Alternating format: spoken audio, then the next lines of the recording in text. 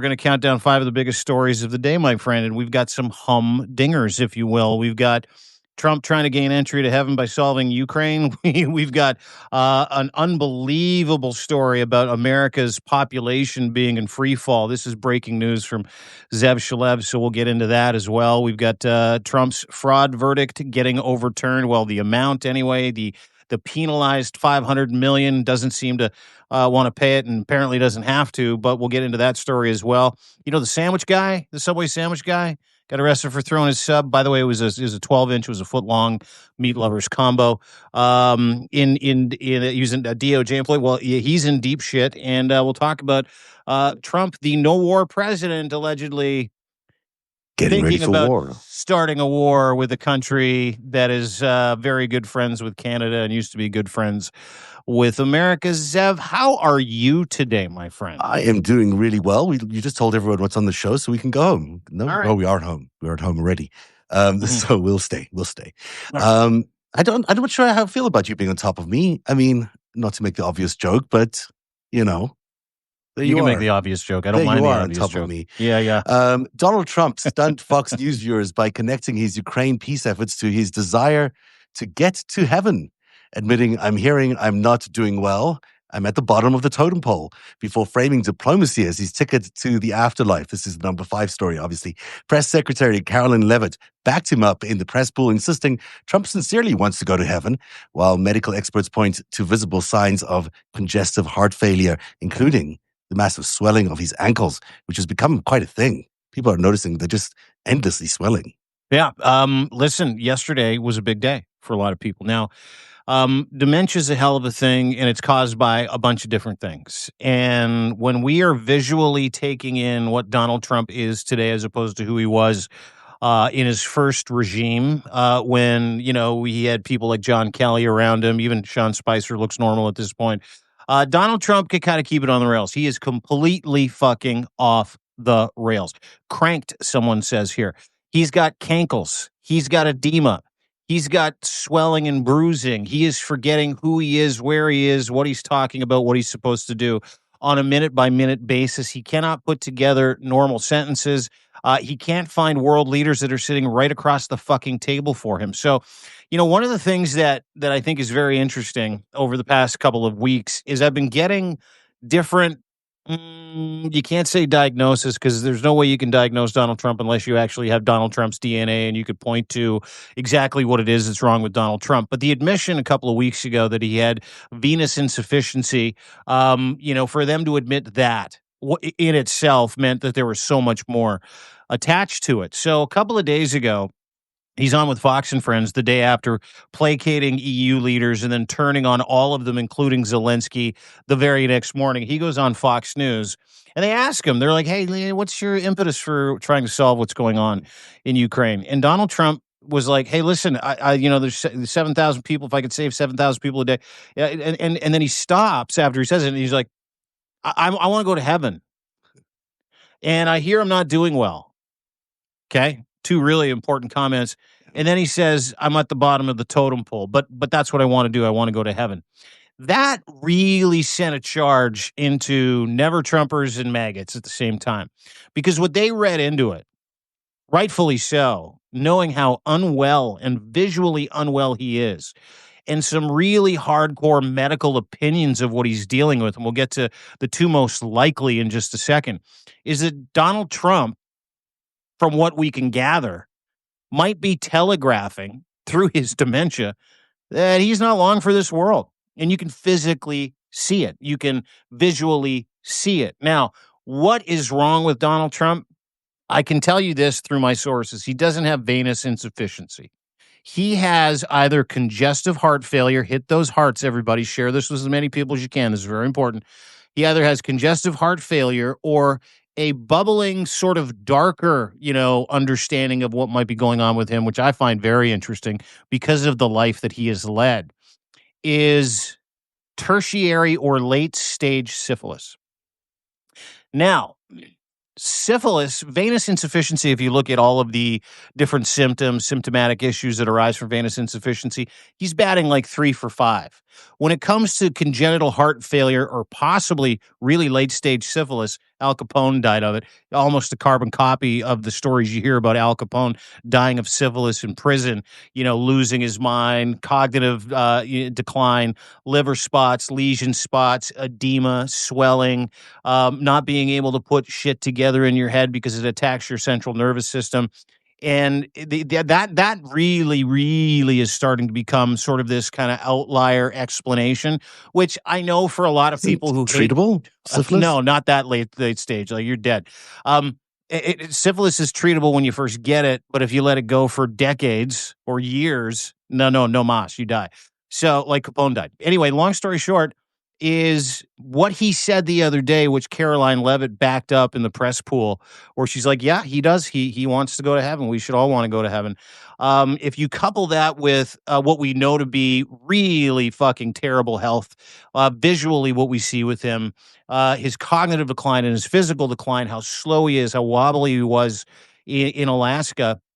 There is a rumor in the White House, again in panic, trying to figure out a way they can quell the rumor and trying to get Donald Trump not to say the quiet parts out loud, because a lot of people in Trump's universe are scratching their heads going, listen, how do we put, is this guy dying back in the bag? And a lot of people around him don't know his medical condition, right? He holds those cards very close to his chest.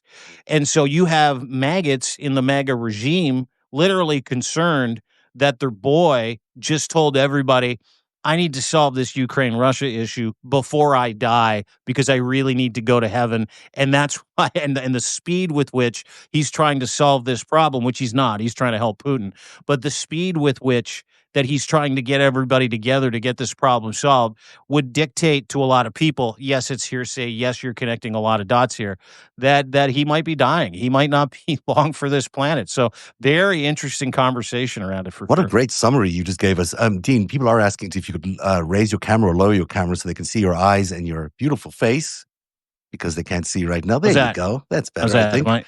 Yeah, that's much better. Hi. Unlucky you. Unlucky people. Oh, no, we're so lucky to see you every day. Look, I don't know. We're not doctors. I'm not going to try speculate on what he has, but no, he's clearly not well. I mean, clearly the swollen ankles is a real tell about some serious disease going on. This is not some sort of, passing thing. And it's been going on for a long time. And you're not the only person to be concerned about it. But the headline here is really telling. Him going on Fox News and saying this, that he's at the very bottom of the totem pole. I mean, that in itself is an admission of a life he's lived. But also saying he wants to get to heaven sounds actually quite like him. In everything I've done in terms of reading him, he's not one of these people who plans ahead. He's a person who he can think one step ahead of himself, not 2 or 3 steps ahead of himself. And as he's probably getting some bad news from his doctors, he's probably thinking, oh, geez, what do I do next if I want to get to heaven, And this is probably the first he's ever thought of that. And seeing all the options in front of him, he figures, well, this might be the one thing I could do is sort of save Ukraine. I mean, it's reading a lot into it. But I mean, think about that. He's thinking some anti-war diplomacy might gain him access to the afterlife. That's also how stupid he is. That's also how fucking insane the guy is. We know. There's no such thing. And even if there is, great. It'll be nice to see everybody later after everything ends and all that other stuff. But let me walk you through the apologetics of his alleged faith, Christianity or evangelical Christianity. Yeah. According to evangelical Christians, the only way you get to heaven is by saying the magic sinner's prayer. Jesus Christ, come into my life, make me a brand new person. I went over this with Freddie and Nick the other day in the Sick of the Shit with Nick podcast and Substack Live. And so in the Bible, what it says is, and I am apostate, which means I was an observer of that religion growing up. I can recite every book in the Bible from front to back, Old Testament, New Testament, the Gospels to the Pentateuch. I can do it all. Which isn't great because I've got family members that are still in that faith, and they're like, oh, just don't talk about it. I'm like, all right, no problem. But In that faith, it's dictated that the sinner's prayer, which you can say at any point in time, even on your deathbed, is your only ticket to heaven. It's not works. It's not stopping wars. It's not good deeds. It's none of those things. So You just that got in to say this one itself, prayer and you got a ticket. That's yeah. it. It's the magic prayer, That's an dude. easy religion, eh? Oh, dude, it's awesome. Yeah, and you So can you can be say it as at any corrupt point as in you want, as time. criminal as you want, as long as you want. But you just have to say this one prayer. Remember to say it Yeah. on your deathbed, and you're golden. Hey, Well, Donald dude, Trump, you don't have to save those 7,000 people a week. You I can just know. say this prayer. Yeah, just go on Maybe he doesn't thieving know. and raping and stealing Yeah. and beating the shit out of migrants and creating concentration camps, a real affront to real Christians and what they believe is living a Christ-like life, which is through love and empathy and kindness. That's what real Christians are. Evangelical Christians, they're the extremists. So Donald Trump's got that wrong from Jump Street. On top of the idea that if he just a little diplomacy on earth might get him into heaven. I mean, it's crazy old man slippage and talk where what's happening is underneath the surface, he knows that he is in deep, deep trouble when it comes to his physical and mental health. He knows. He's been told. He's surrounded by medical professionals. He doesn't leave the fucking White House. And if he does leave the White House, it's for a day. And then he comes right back at night because you got to change the catheter, change the diaper. You got to get a whole bunch of medical treatment before you go to bed. Then you got to get up and you got to try and do it the next day. And I kind of respect that about him according to the schedule that he lives, because that's a very fucking sick man who is still on tilt. Like he's still fucking like he's working hard. Oh, dude, like unbelievable. Like, give his whatever work ethic. Give that a little bit of credit. Does he golf a lot? Yeah. Does it cost American taxpayers about $140 million? For sure. But let's again put that over to the side. What Donald Trump is dealing with is the fact that he is physically decaying and dying in front of us, and he is now letting that cat out of the bag. Yeah. That's a fact. We also had trouble naming the ocean that separates the United States from Europe and Russia. I mean, that's amongst other things during that call. So, he's definitely not all the way there. But I'll help him. It's the Atlantic, by the way. Thank you. You're welcome. You. Well, it's an interesting story. I mean, I am intrigued to see whether he is actually going to do something good for the world on his way out. I mean, if he is, all the credit to him, no matter what is inspiring him. If he can actually figure out something good to leave the world, I would be amazed, because this man has filled the world with nothing but greed and horror and horrible policies ever since he was born. So, if he can do anything, one last thing on his way out, all power to him. Yeah, but listen, if we're doing like a round robin or like a bingo card of things that might end up killing that clown, I am, after yesterday and after a couple of conversations with doctors, I'm really pulling for syphilis. Well, I wouldn't do that for anybody, but no. This is where you and I differ a little bit. I am getting a foam finger. I'm getting a foam finger, one of those big ones you get at the Ball Diamond that just says syphilis.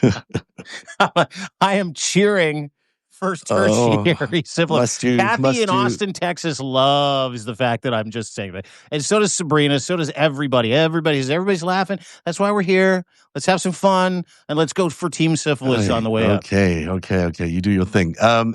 Number 4 story. 2 devastating reports paint America in freefall. So the Ipsos Reid poll shows that Trump's America at just 46% positive influence globally. That's behind Canada's world-leading 79%, Germany 73%, and France's 68%. But the big news that just broke in the last hour, Pew Research reveals that 1.5 million immigrants fled the country in 6 months. That's the first negative migration in decades. The United States has lost 1.5 million immigrants. That is an unbelievable figure. And of course, it's not surprising considering all the policies. Now, some people have been asked to leave. Others have just left because they don't like the scene that they're in. Tell us a little bit more about the Ipsos poll, because that came out of Dean Blundell. But also, just in general, this is not surprising, but a very difficult figure for America to handle. Well, yeah, but are you shocked by that number? 1.5 million people in 7 months picked up and moved out of the United States, or were disappeared, but have left the United States because they're afraid for their lives. Are you surprised at that number? I'm not surprised at all. I think this is what happens when you actually lead a policy which is all about anti-immigration. I mean, they've sort of wanted people to disappear. They've wanted people to leave the country. That seems to be the undercurrent of what they're doing. The thing that amazes me is that, how do they continue their economic growth projections with a negative Well, they don't. immigration figure? They Well, this don't. is a This is what problem, right? economists have been talking about. This Yeah. is what immigration lawyers have been talking about. This is what economists have been talking about. This is what everybody was warning Donald Trump and the Trump regime against. Who's going to do the work? Yeah. Who's going to do the jobs that Americans won't because they're too fucked up on oxycodone or it's beneath them? None of those people are picking fruit. None of those people are working in a field. None of those people are working in a meat packing plant for 15 hours a day. None of them. And what you're going to see because of that number, and we'll get to the Ipsos poll, but that Pew number is incredible because what it does is it dictates what's coming next. And it's not just people that can't pick fruit, harvest crops. It's people that don't work in hotels. It's people that don't work in garages. It's people that don't work at car washes, fast food restaurants. And America's life of convenience is about to come to a fucking skidding halt. Yeah. If you combine those numbers with their GDP, which is in the negative, and shipping and receiving, which is at an all-time low, ports that are empty, and increased prices. I don't know if you saw this. Home Depot just said that they're going to jack up their prices. Walmart just said the same thing. Japanese car manufacturers selling cars in the United States said, hey, listen, we got to pass this on to the Americans, which is what tariffs are. So between tariffs and the police state that Donald Trump has instituted in the United States of America, you're about 90 days away from not a deep recession, from a depression, because you don't have the horses to bring your economy back, paying into any kind of fund that keeps America alive, whether it's taxes, whether it's 401k, whatever the situation is. You also don't have people that are able to keep supply chains moving, truck drivers, pickers, retailers. All of those people sit in the 1.5 million, which is why immigration is a good thing. And if you're looking for good news out of this story that we're talking about, over 80% of Americans today, the number prior to Trump coming into office was 46%. 80% of Americans view immigration as a great thing for the United States of America and something that is absolutely, completely fucking necessary for the survival of the United States of America. Let's turn that on its side just for a second. The same Ipsos poll that ranked countries according to leadership and positive worldview that put Canada number one for 10 straight years. Number one, the United States was number 4. Now has the United States slightly above Iran. Wow. Iran, China, Russia, Wow. and Israel. There is a fucking serious problem with each country that is involved in trying to kettle democracy around the world, whether it's China, Russia, Israel, they're doing the same thing. Yeah, absolutely. Netanyahu is doing the same thing. Yeah. And it's reflected in these studies that bear out real third-party numbers like the Ipsos poll, the Pew poll, which you can fucking take to the bank. And these are some of these numbers that you're going to hear Trump regime clapping seals say are not real. No, they're happy about it. They're actually saying that about they the 1.5? are positive. Yeah, they're happy about it. They say that this is exactly in line with what they want. They're not. I'll find you the actual quote here.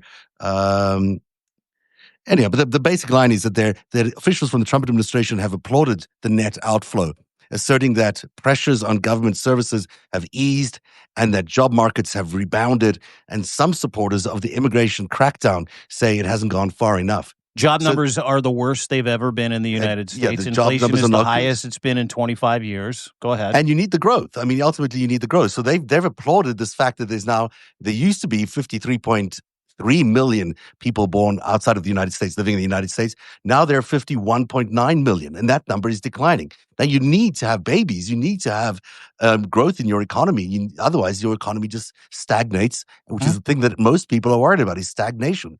You're going to get this inflation just based on the fact that the country can't keep growing enough to maintain low prices and low service fees. And that's where we're heading. I mean, this is a terrible figure from an economics perspective. But I guess in Trump's world, hey, It's Culturally, great. it works. Yeah. Yeah, I mean, hey, listen, culturally, you're going to feed that to a group of people, and they're going to say, "America, fuck yeah," right? Yeah. Like without understanding anything to do with the economics of the decision to scare the shit out of 1.5 million people that are servicing your economy. And I think that that's really the interesting part is that there are a lot of people out there that'll read that and phone their friends and go, "He's doing it. Yeah. He's doing it. He's getting rid of all the crime." What he's not. He just scared the shit out of everybody that does jobs that you refuse to fucking do, and you're not going to be able to buy oranges. Gas is going to be $7 a fucking gallon because there's no gas. People aren't bringing it into your country anymore, and you're going to have to fucking charge people more for it. The short-sightedness of anybody that celebrates those numbers is is just another testament to the nuclear stupidity of MAGA Yeah. and the cult. Look, they think that they'll have more access to jobs, but they don't realize they don't have the skills necessary to do those Not jobs. only So, I do they not mean, have the skills, they don't have the fucking wherewithal to do those jobs because they believe it's beneath them. yeah, well, that's a whole other issue. The other part of that story, which you just pointed out to, was who benefits from all of this? Who benefits from America declining down that chart that Ipsos put out? It's really China's big win here. The more the United States gets lower and lower down those rankings, the more China can celebrate, because this is really the goal of this whole thing, is to Yeah. make America not be the superpower of the world. Well, they're achieving in every way. They've got now a declining immigration rate, which I bet will soon be followed by a declining growth rate in general. And then now you've got the respectability of America in the toilet, which is just That's exactly the the one goal. thing that America had going for itself. Hey, listen, as someone who used to drink a lot of alcohol, Mhm. one of the things that was really important to me was to have everybody around me be as drunk as I was because it justified my behaviors. It justified my existence. It justified the choices that I made. If you don't think China loves the fact, Russia loves the fact, North Korea, Iran, Israel love the fact that America's reputation isn't just at stake, it's been destroyed. Been destroyed. If you don't love the fact that they love the fact that visuals are coming out of a police state. They love these numbers of 1.5 million fewer people in the United States and negative migration. They love the death of the supply chain, the idea that America is just like them. Mhm. Because not only does it justify their ongoing behavior, it justifies the ongoing behavior of building concentration camps, police states, hurting migrants, rolling back human rights to zero. I mean, it's truly remarkable to watch because, if you listen to guys like Lev, they'll tell you that Donald Trump is remaking the image of the United States of America into the image that he's always respected the most. Strongman, authoritarian, a dictator. And that's what's happening. And the numbers bear it out. And to your point, no one's happier about it than every shithole, dictatorial, authoritarian country because America is no longer the shining city on the hill. It is the giant that fell in battle Mhm. that they now can use for their own purposes to justify all of their terroristic dictatorial behavior. It's one hand washes the other. It's truly fucking remarkable. Yeah, absolutely. The number 3 story on the countdown: a New York appeals court just voided Trump's $500 million civil fraud penalty, calling it excessive while keeping the actual fraud finding intact. That's a big point in the story. Trump immediately declared total victory on Truth Social. The split 5-judge panel couldn't even reach a majority opinion, with the DOJ now investigating New York Attorney General Letitia James for allegedly weaponizing her position by bringing the case. Well, that second part we'll get in a bit. But the fact that he's had this penalty against him thrown out is a big deal. This really is a victory for him, even if the underlying case is still in place. The Huge verdict is because still he out. gets to present it as total victory. He gets to Yeah. present it as completely being absolved of any wrongdoing because people don't look under the hood. Let's break that down. 5 judges sat for a year trying to figure out what do they do with this $500 million Yeah. fraud charge, this punitive fraud charge that came with his tax evasion bullshit in New York State, right? Because he was literally harangued with a $500 million judgment. Now, when that happened, I thought, that's a little stiff. Yeah. All right. That's a lot. Like, I hate the guy too, but yeah, I had a hard time. And a lot of law professors and pundits, whether you like it or not, are like, that's, I don't know if that'll hold up in court. That's a lot of money. Yeah. Turns out it didn't. But as you point out, the fraud charge is intact. They're going to reassess now and go to appellate court to figure out what under the Constitution, I believe it's the eighth. Is it the Eighth Amendment of the Constitution? What would be appropriate to reassess Donald Trump for his conviction of tax evasion and fraud in New York State? So they wiped the $500 million. Donald Trump, like Donald Trump does in the entire Trump regime, they seize on that. Alina Habba, his personal lawyer, who was an ambulance chasing car park garage lawyer, and I shit you not, prior to her accepting a job with the Trump admin, who lost that court case, by the way, along with Todd Blanche, who lost that court case, are claiming that he was found innocent. Dude, he didn't do anything wrong. No. The fraud charge stays. Yeah. The egregious $500 million punitive settlement that he had to pay, that gets wiped out, and they're just going to reassess that amount at a lower number. Yep. And you know what Trump will do? He'll fight that as well. Yeah, and so he won't it's never all pay a a cent game. of that. It's all a game. Yeah. But there you go. At least he'll maybe get to heaven a little less poor, I guess, if this stands in this way. Listen, if heaven and hell exist, I can unequivocally tell you, and they don't. Yeah. Because no one has any proof of it, ever. You'd think someone would have gone there and come back and go, guys, this is what it's like. No one's ever done that. He is not probably going to heaven. No. Just putting it out there. I mean, he can solve Ukraine if he wants, but all the rape and the theft and the pedophilia probably cancels out all I hope the he's other not stuff. watching. He'd All be the devastated. treason. I don't know. Finding out He'd that be he's not going. devastated to hear this.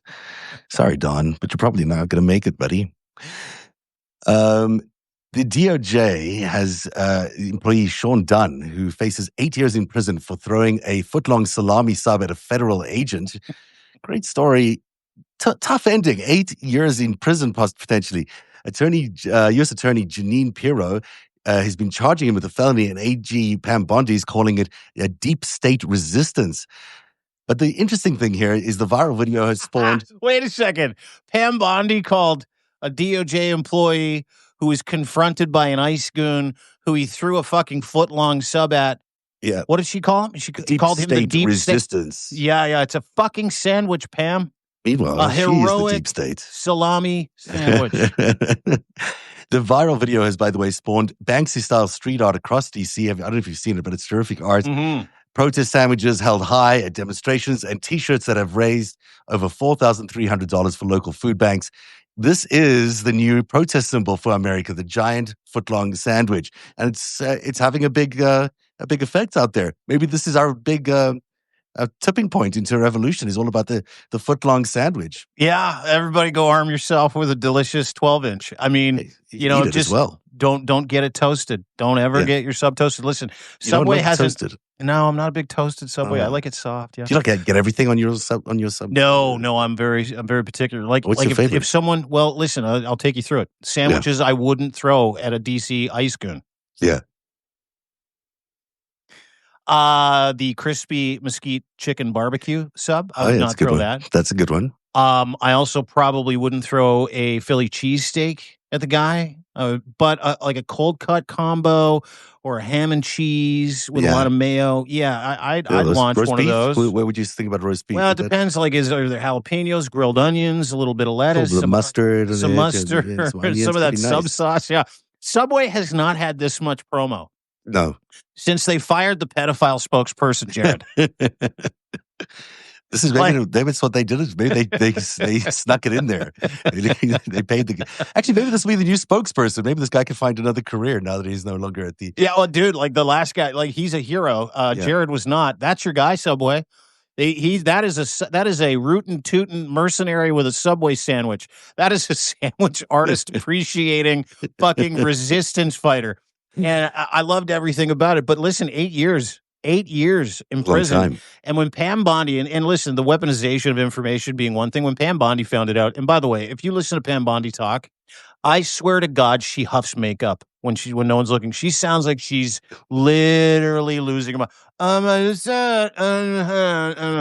That's Pam Bondi. So Pam Bondi finds this out. She puts out a tweet. She's like, in no way, shape, or form will our law enforcement officers get attacked by human beings working for the deep state. The deep state. Now, like as far as framing goes, that was framing by an idiot. And anybody, what an insult to the intelligence. A guy who is half cut, who fucking hates the police state, hates Donald Trump, who works for the Department of Justice, was accosted by an ICE goon, and he's like, fuck you, and he threw a sandwich at him. That's not the deep state. No one attacked a cop. That was a fuck you moment for a citizen and an employee of the Department of Justice, and he's now been removed from the Department of Justice, and he's being charged, and they're asking for 8 years of hard time, while the President of the United States, an adjudicated rapist, 4-time felon, tax evading, draft dodging, pedophile, sexual abuser, thief, gets to tell her to do it. It is truly fucking remarkable this week. It is truly remarkable. I can't wait for Dan Bongino to come out and say what he knows, if he'll be able to. Is that happening?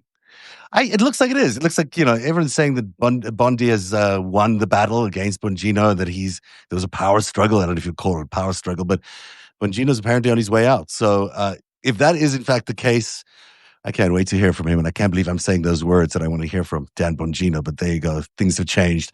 I miss his podcast where he does like 400 push-ups before he goes on, puts on a super tight affliction shirt, and then leans into the camera and talks about the Epstein files. I actually hated it. Now I'm really looking forward to it if it indeed happens. Go Bongino. Yeah. The number one story on the countdown today is that Donald Trump has issued top secret orders directing the military to prepare lethal strikes against cartel targets inside Mexico by mid-September. So this is Northern Command apparently leaking this information. They say they're managing attack plans that could be unilateral without Mexican government approval. And so what they're expecting, the U.S. government is expecting the military to do, is the unprecedented order treats cartels as armed terrorist organizations, with target packages being prepared against Sinaloa and Jalisco cartels, while Trump himself said deployment of special forces could happen. So we could be seeing ground troops in Mexico. We could be seeing all sorts of attacks from the skies. They're going to war with these cartels, and they mean business, according to this latest reporting. It's a cover. I mean, when Trump took office and threatened his best friends and neighbors, Canada and Mexico, you knew that Trump looked at Mexico like it's a third world country. You knew that with the buildup of troops at the border, right? There's about 15,000 people in an exclusion zone at the southern border of the United States bordering Mexico. You knew that sending warships into the Gulf of Mexico, not America, was a prelude to it. And if you've been paying attention, you knew that this was a distraction, an operation. This was something that was going to happen.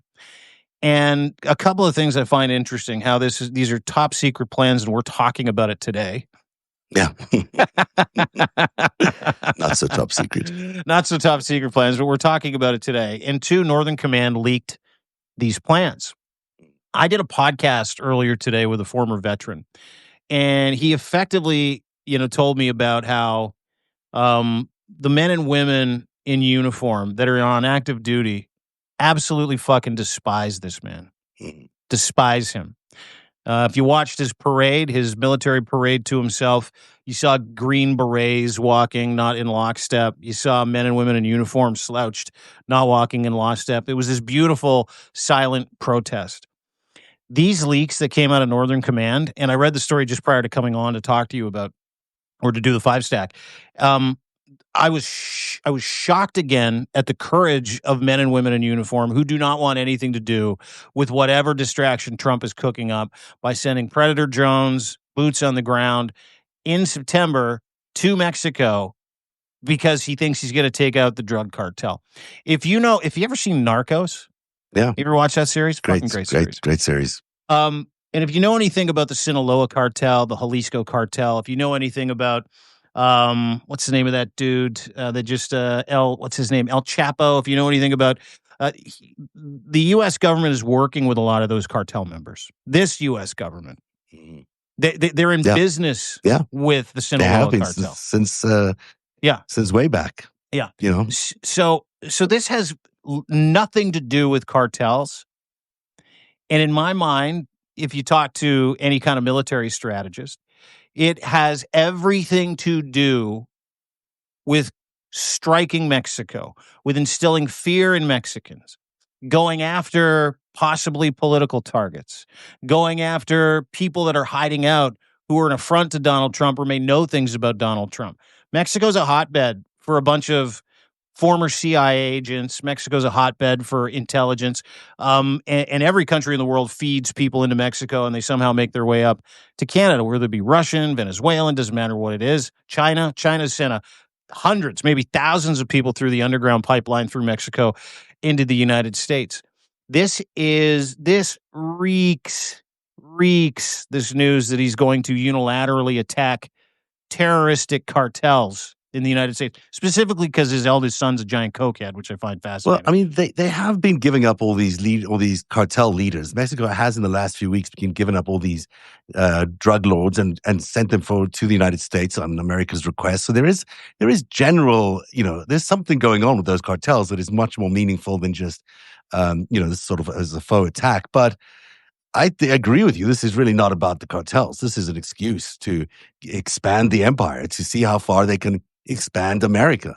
Do they capture parts of that territory? Do they try to capture all of the area around the Gulf of America, or Gulf of Mexico, as they call it? Whatever they can do to expand America's sphere of influence, they will do. And that goes all the way up to Canada and Greenland as it does to Mexico. I don't think it's a stretch. No, These are and listen, imperial powers. if we want to talk about, if we want to kind of lean into the conspiracy behind this or possible reasons for this, Canada and Mexico, this is kind of an interesting aside. Canada and Mexico struck a free trade deal Mhm. a few weeks ago that completely bypassed the United States of America. So no supply chain, no infrastructures, no trucks, no boxes, no shipping. Canada, Mark Carney and Ms. Scheinbaum, President Scheinbaum, struck an agreement to do free trade from port to port. Rail systems, get everything out to the ocean, send it all down. And Mexico's just finished this transportation route that cuts across the middle of Mexico. It goes from one coast to the other, Gulf of Mexico to Oh, the interesting. Pacific Ocean. Yeah, it's truly fascinating. And if you kind of understand mill bloggers or you read anything about what these potential plans might be as far as invading or taking over or attacking Mexico militarily, all of it seems to be centered around this new infrastructure that they've built to be able to get resources in and out of Mexico, minus any kind of route through the United States or any supply chain help you might be able to get from ports in Wow, the it's a United big deal. States. So I think there's more to this, much more to this, that sits in, Mexico's independence when it comes to captaining their own economy and deals that they made with other countries like Canada, than that have anything to do with the cartels or terrorists or migrants or whatever bullshit this pathological regime feeds you. They also want the Panama Canal. That's further south. So, to get there, you sort of need to get Mexico along the way. Yeah. Maybe it's something they'll actually try and do. This is an interesting story worth everyone's attention because it's up to Congress to approve this particular incursion into Mexico. I mean, they can't just go on this war without congressional approval. At least that's not what the Constitution says. Let's see if Congress stands up to Trump and his potential attack on Mexico. Finally, this is not in the tracker. This is not in the top 5 today. But have you read Honorable Milo's? mention? You got an Yeah, honorable mention? mention. Have you read Milo's takedown of Laura Loomer? It's called Veronica Lewinsky. Milo Yiannopoulos? Yeah, yeah. I mean, I would give either of them. I don't mind if they want to, get in a circular shooting squad and knock each other out. That's fine. But he talks about all her psychological holds, her suicidal attempts, why she can't own a gun. It goes into her deep history, which is quite dark about just about Laura Loomer, and that she's not a very well person. Which you Stable. don't need Milo to tell you that, but Milo's Are telling you are you telling me that the woman who chained herself to Twitter's office because her monthly checks from Twitter engagement weren't enough? Yeah, yeah. That she's crazy? She's crazy. She's crazy. She was with the president just yesterday, so that's interesting. Well, she's his side piece, dude. Yeah.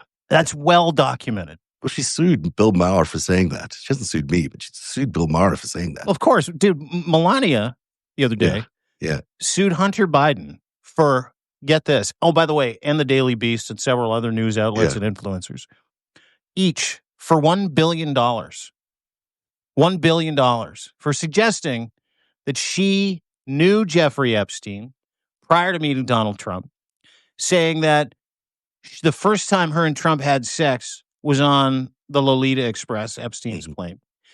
And another report, she sued another media outlet for reporting that Michael Wolff, by the way, received one of these letters. Really? Yeah. Michael Wolff, who's like Trump's biographer, Epstein's biographer, who knows these stories. Yeah. Michael Wolff suggested that Jeffrey Epstein actually had sex with Melania a year before. Yeah. She was one of the girls in his stable. Yeah. And so she sued all these people for $1 billion, and they all had until August the 7th to respond. Yeah. Or she was going to drop a lawsuit on him. It hasn't happened. Nada. Not happened. Well, Nada. So I wonder if Laura Loomer's case against Bill Maher will also disappear. But, Nada. Laura's crazy, apparently. And so Jeffrey Epstein was gay, So I don't know if I believe that story. That Jeffrey Epstein's gay? No, I believe that Jeffrey Epstein was gay. But I also believe, which is it's not often discovered or discussed. But there are many indications that he was gay. It doesn't mean he didn't sleep with women or didn't rape women. Of course, we don't know he's that. Bisexual then. Yeah, I've heard those stories too. I heard that he and Les Wexner had a thing. Him and Les had a thing, like a real relationship. It's reported, and maybe that's one of the reasons he got all the townhome and the access to all the financing so easily. But they had a real relationship, which is hard to believe because the one guy's like 80-something and there's not a lot that Jeffrey Epstein wouldn't do for money, dude. Yeah, it's true. That's true. So and I've heard that from a few people suggesting that he was gay. So Steve Hoffenberg, did he tell you that? What did Steve say about this? Steve, he was interested in that. I told him about that. I heard that about him, and he was that is not that does not strike him as being completely wrong because the Wexner whole cartel, whatever you want to call it, also involved Abercrombie and Fitch. And you remember the Abercrombie and Fitch hunters are currently under an investigation themselves. They've been charged for trafficking young male models. Yeah. To their compound. And and maybe that at the end of the day we'll find out that Epstein had something to do with that. I don't know. But wow. That's what I hear. Wow, dude, that's a whole Substack live in itself. We need to go through those receipts. Oh dear, there's so much. That's more of a TMZ type Substack live. We really are scraping the bottom of the barrel today. We had conversations. No, we're not. It's been a heavy week. Like it's been a heavy week where we've had to deal with the police state. We've had to deal with the Epstein files. We had to deal with. So it's always nice to have a little humorous light at the end of the tunnel, right? Yes. Yeah. And it is Thursday. So let's take it where we can get it. All right. What's going on in your world? You've got deanblundell.substack.com is, of course, your brilliant Substack, and you'll find all the coverage about that Ipsos poll in there, plus a lot more. What else have you got coming up in the next 24 hours that you want to share with everybody? Well, I would love everybody who is a veteran or currently active duty to go and watch today's Dean Blundell show with Nick Perro. He's a disabled former veteran who's put his life on the line, and he dropped some knowledge about what the Trump regime, Pete Hegseth and J.D. Vance and Stephen Miller are doing to him and every man and woman in uniform, all of his brothers and sisters. From gutting the VA to literally rounding up the largest homeless population, by the way, homeless veterans, rounding those people up after promising to deliver them into good health for the rest of their lives if they went to war. And it was truly a remarkable, very fucking colorful conversation. The dude is very angry, and rightfully so. He's got a righteous anger, as most veterans do. And most men and women in uniform do. He kind of let me into what current active duty people thought about Donald Trump's military parade, the way that they're protesting, the fact that they don't want to be on the streets, the fact that that the provisions that were made in the Constitution dictate that none of this should be happening. So it was really eye-opening. Encourage everybody to go and watch that today. And I just put out a piece prior to getting on with you, which, you want to talk about the lighter side of this fascist movement in the United States. I would highly encourage everybody to go to deanblundell.substack.live and watch the videos from yesterday's fake alpha male tough guy routine from JD Vance, Stephen Miller, and Pete Nutsack. And I want you to go watch this because you have never in your life experienced this kind of schadenfreude of three of the softest incel cucks Yeah, that are absolutely. cosplaying as tough guys in the Yeah. Trump regime. Yeah, in the Get safest place in heckled, DC. get heckled, run out of Union Station with hundreds of detail between them and angry patriotic Americans calling JD Vance to his face, "Get out of here, you couch fucker," Nazis over and over again.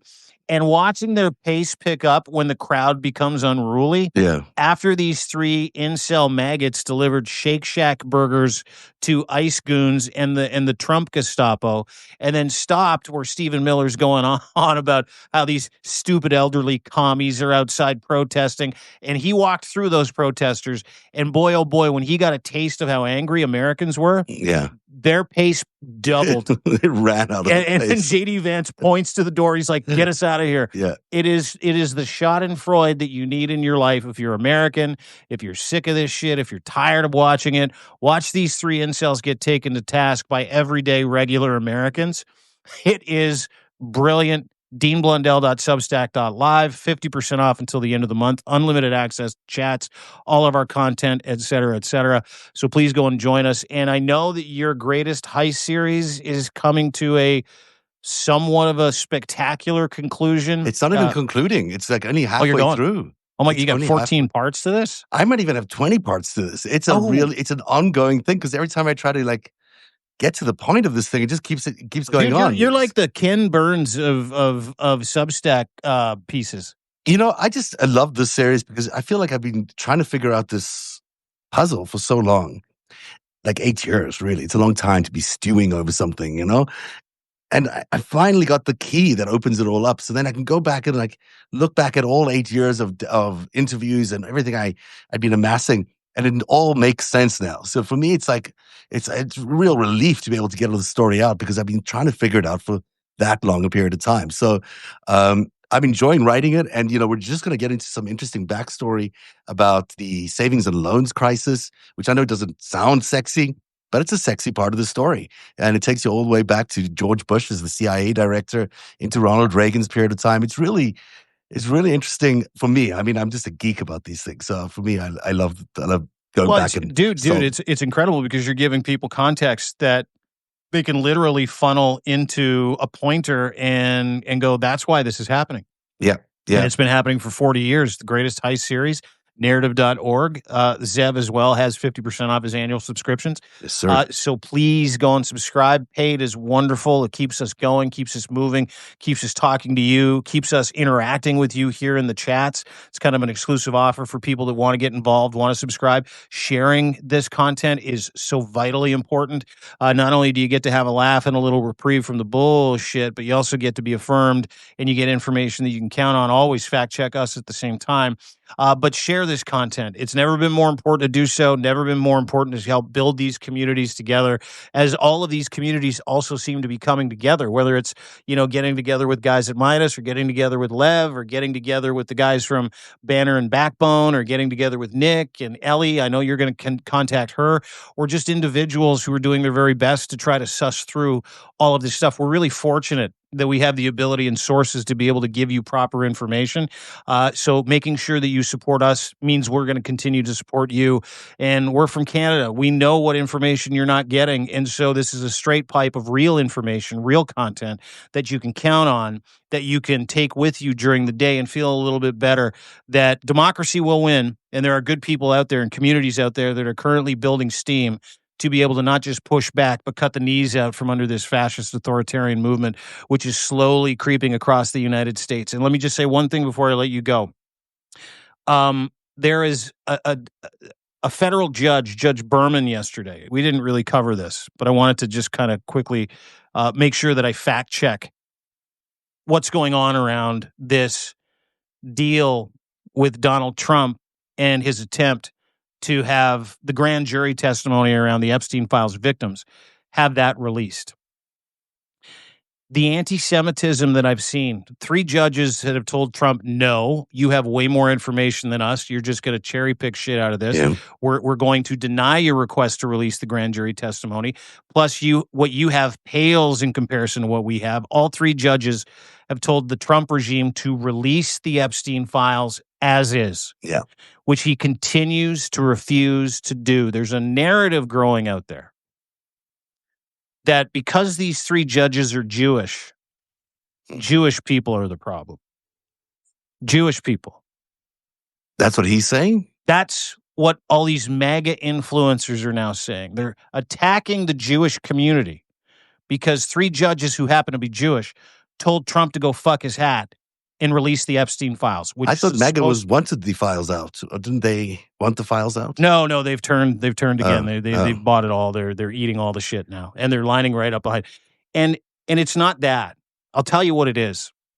The reason why the Trump regime refuses to release the Epstein files and wants the grand jury testimony is because they can create a much better narrative that absolves Donald Trump of wrongdoing and frame some political enemies without actually having to give you the receipts of his involvement, decades-long involvement with Jeffrey Epstein. Yeah.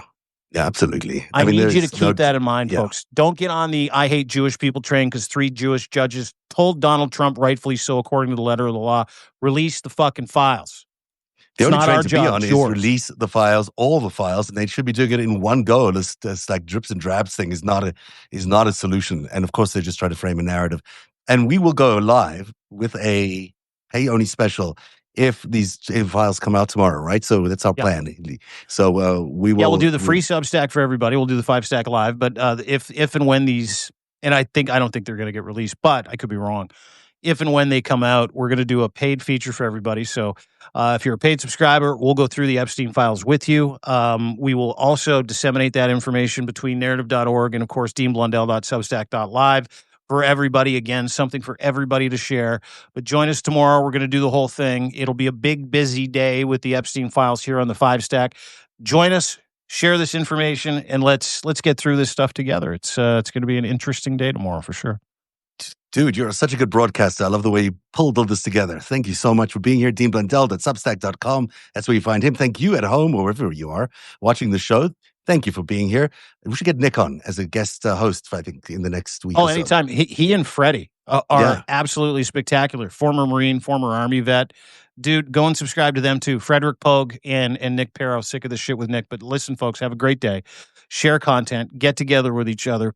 We're going to be okay. We're going to be okay as long as we stay on top of things together, and we'll do it together. So thanks for joining us today. Cheers, everybody.